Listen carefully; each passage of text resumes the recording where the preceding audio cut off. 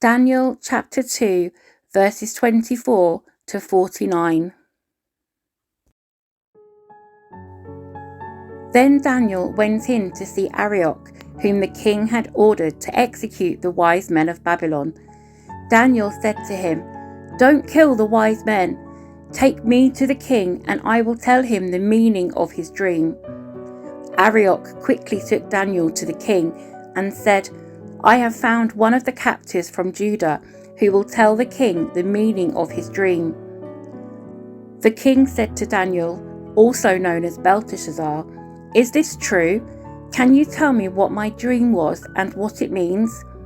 Daniel replied, "There are no wise men, enchanters, magicians, or fortune tellers who can reveal the king's secret.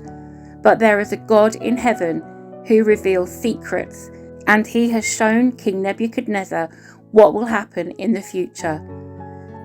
Now I will tell you your dream and the visions you saw as you lay on your bed. While your majesty was sleeping, you dreamed about coming events. He who reveals secrets has shown you what is going to happen. And it is not because I am wiser than anyone else that I know the secret of your dream, but because God wants you to understand what was in your heart. In your vision, your majesty, you saw standing before you a huge, shining statue of a man. It was a frightening sight. The head of the statue was made of fine gold. Its chest and arms were silver. Its belly and thighs were bronze. Its legs were iron, and its feet were a combination of iron and baked clay. As you watched, a rock was cut from a mountain, but not by human hands. It struck the feet of iron and clay, smashing them to bits. The whole statue was crushed into small pieces of iron, clay, bronze, silver, and gold. Then the wind blew them away without a trace, like chaff on a threshing floor. But the rock that knocked the statue down became a great mountain that covered the whole earth. That was the dream.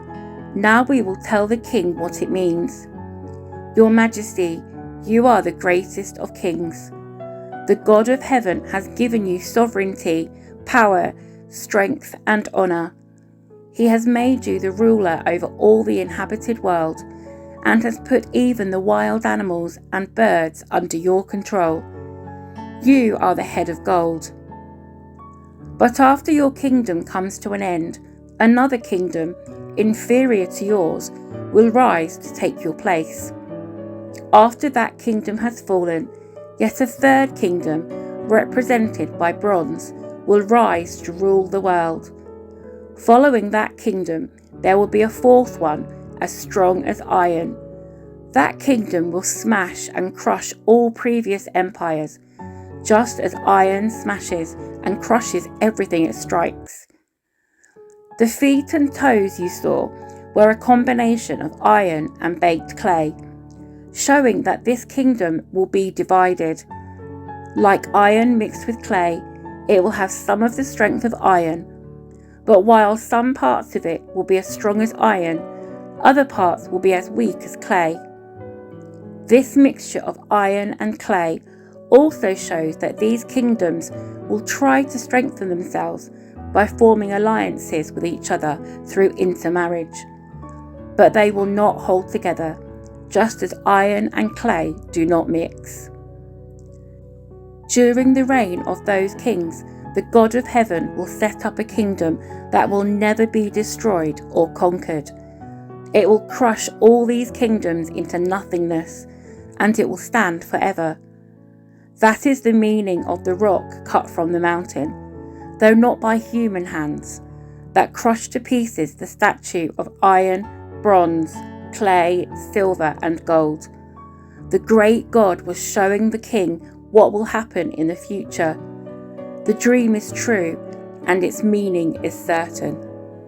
Then King Nebuchadnezzar threw himself down before Daniel and worshipped him, and he commanded his people to offer sacrifices and burn sweet incense before him.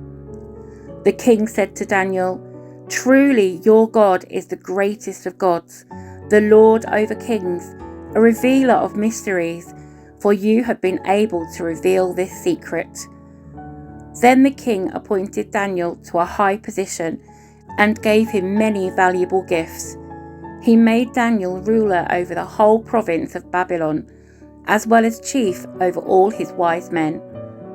At Daniel's request, the king appointed Shadrach, Meshach, and Abednego to be in charge of all the affairs of the province of Babylon, while Daniel remained in the king's court.